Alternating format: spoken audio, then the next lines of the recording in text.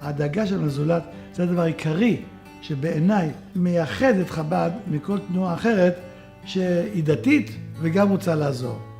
ואצל חב"ד זה נראה לי הפוך. קודם כל רוצים לעזור, והם גם דתיים.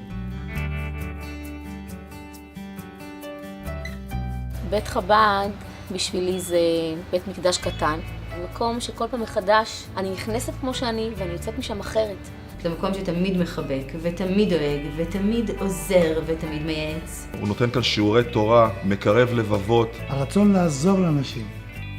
הרצון לגייס כספים כדי שאנשים לא יהיו רעבים. הגוף הזה תורם רבות לאוכלוסייה ולקהילה שלנו, לקהילה הנזקקת שלא תמיד רואים אותם, שאנחנו לא נפגשים איתם, הם נפגשים איתם והם עוזרים להם. אין מקום כזה שקולט ואוסף את האנשים בכזאת רגישות וחמלה. ברמה יומיומית, שבועית, חודשית ושנתית. חב"ד צריך בכל עיר בארץ, בכל מקום בעולם. והם באמת רואים אותם בכל המקומות. מבחינתי, חב"ד זה האתמול, זה היום, זה המחר.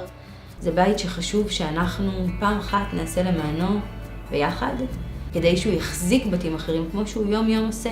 אין מקום כזה בעולם כולו. בית יהודי טוב.